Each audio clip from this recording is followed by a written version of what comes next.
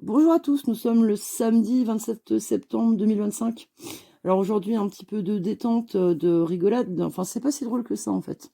Donc c'est dans le numéro de cette semaine de mercredi dernier de Détective. Vous avez sûrement, peut-être en tout cas, entendu parler de du calvaire de cette dame. Donc c'est Aline,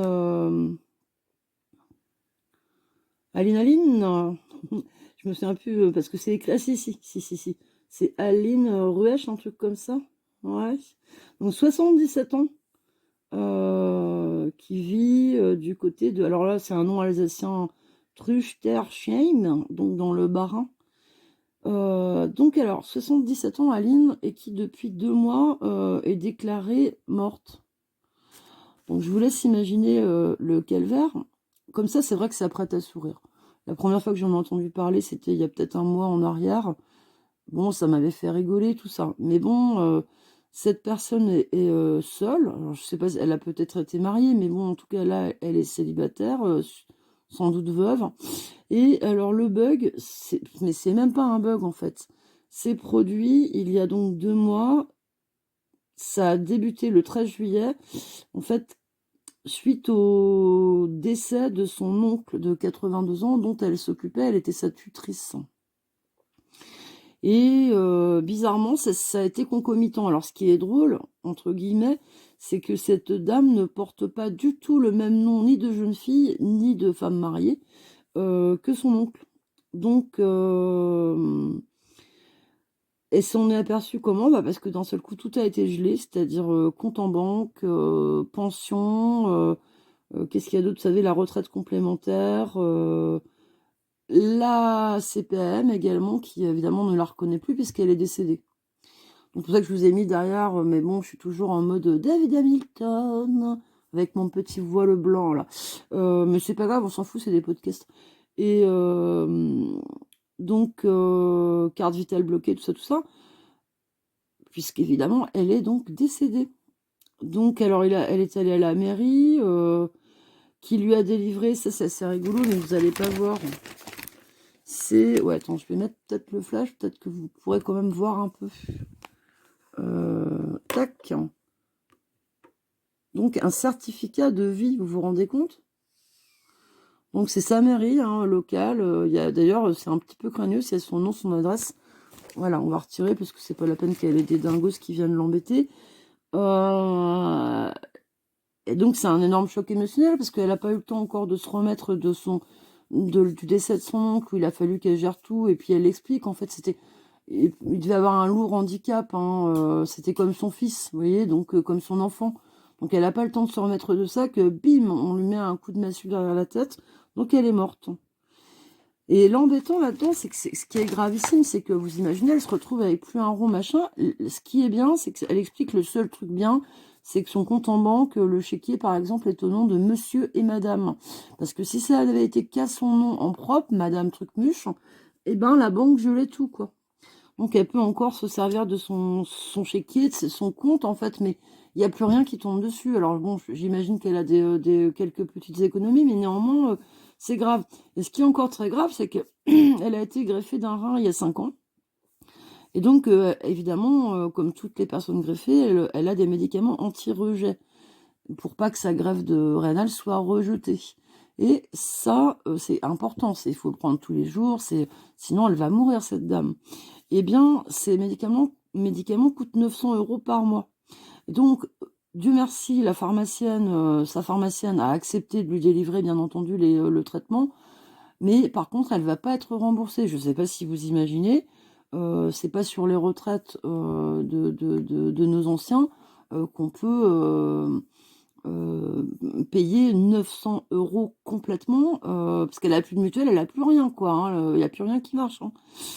Donc voilà, donc elle a repoussé certaines analyses, comme par exemple une prise de sang. Elle avait peur de devoir payer elle-même. Bon voilà, par contre, elle a un rendez-vous la semaine prochaine chez sa néphrologue. Donc ça, c'est les spécialistes qui s'occupent de tout ce qui est rein, fonction rénale.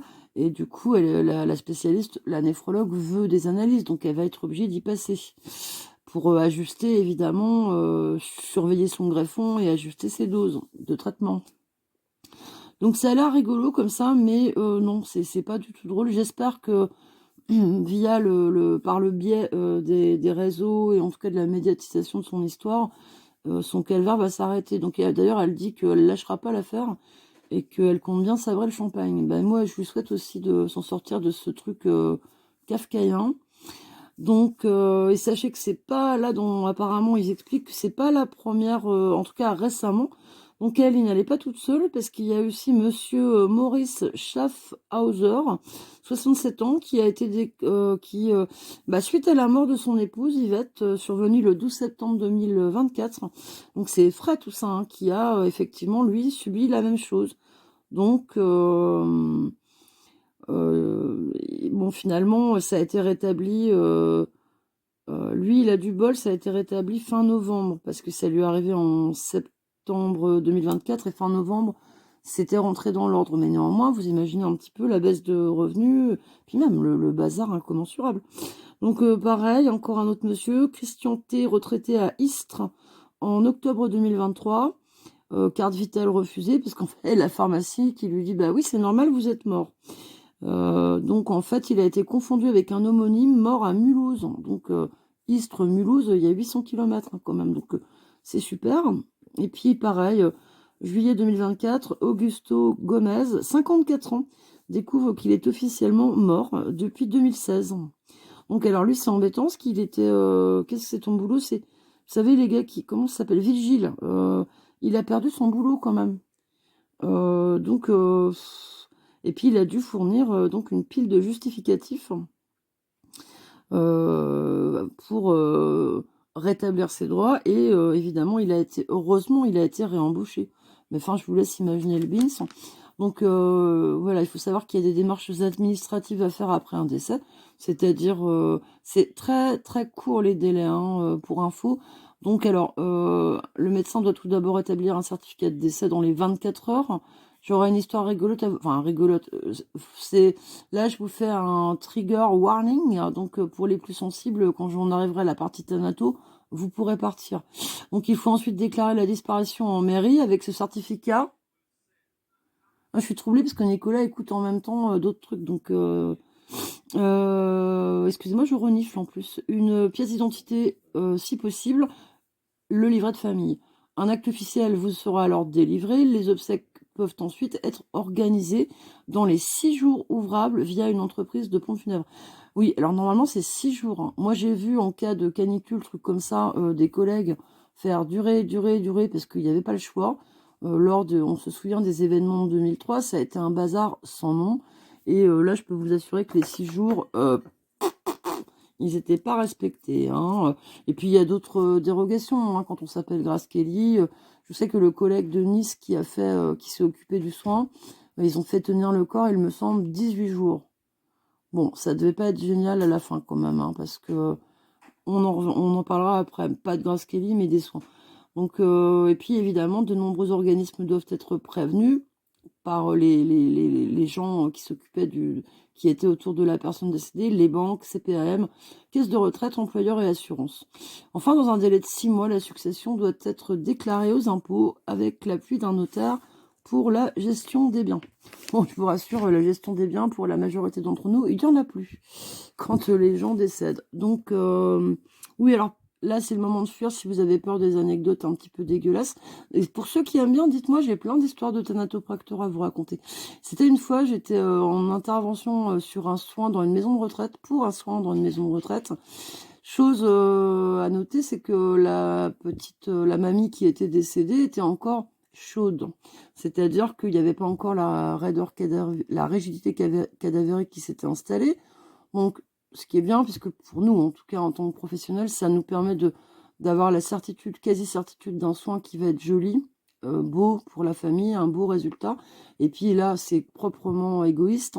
Ça va être beaucoup plus facile pour nous au niveau pas de briser les raideurs cadavériques. Ça, c'est un truc c'est pas une difficulté pour un thanato, c'est pas ça le problème. Mais par contre, c'est ce qui se passe à l'intérieur.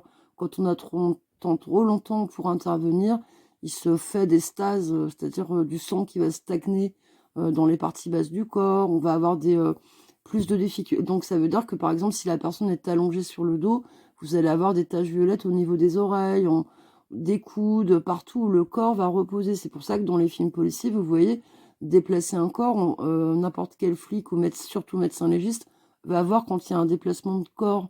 Parce que la stase sanguine, si le mec il est assis sur une chaise et que on a tout le dos qui est violet, c'est bien entendu qu'il était allongé avant. Parce qu'après, elle est fixée. Ça ne bouge plus.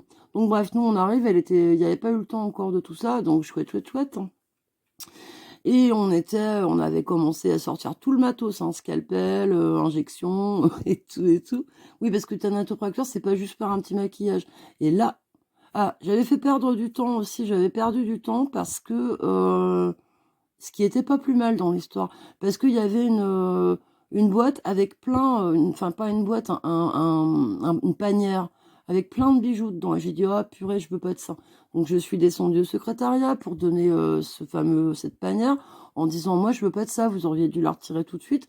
Parce que vous savez, on est souvent, on peut être accusé de vol, de choses comme ça. Donc ça, quand il y a ce genre de situation, vaut mieux tout de suite se débarrasser de ce genre de merdier là. Même si c'est que vous verrez dans quand on trouve un mort et qu'on vous rend les choses, ou même à l'hôpital, vous allez avoir bague en métal doré, parce que nous, on n'est pas bijoutier.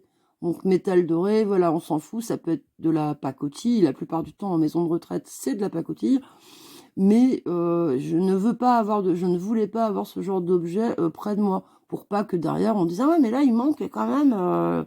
Bon, donc voilà.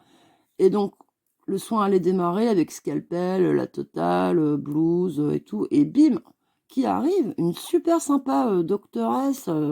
J'ai dit doctoresse, je décevant. Une femme médecin de l'extérieur de la maison de retraite. Et là, salut, c'est cool. Donc, elle a dû croire qu'on commençait la toilette. Juste la toilette, gentiment. Donc, scalpel derrière le dos, en mode murder. En fait, non. La vérité, c'est qu'elle n'avait pas encore établi le certificat de l'acte de décès. Donc, je vous laisse imaginer que là, un soin sans acte de décès, bah, je vais pas dire qu'on va nous mettre en prison, mais en tout cas, tu perds ton habilitation préfectorale. Enfin, t'es dans la merde, quoi. Et puis, imaginez qu'elle se réveille. Donc, non, non, non, l'horreur. Et ouais, parce que les gars, au niveau de la boîte de pompe, qui étaient censés avoir récupéré les papiers, ne l'avaient pas fait comme il fallait. Donc, on allait commencer à pratiquer un soin sur une personne non officiellement déclarée morte. Enfin, décédée. Décédée, c'est le langage administratif. Et moi, quand on est en famille, les gens sont morts. Faut que vous le sachiez d'ailleurs. Ça me fait toujours bizarre quand je vois des gens qui parlent de ma mère est décédée. Non, ta mère, elle est morte. Ça, c'est en bon français, c'est comme ça qu'on s'exprime. Décédé, c'est pour l'administration. Bon, bah voilà, j'espère que ça vous a fait. Et c'est bientôt Halloween, hein, j'ai le droit. Hein. Bon, allez, bisous. Bon week-end.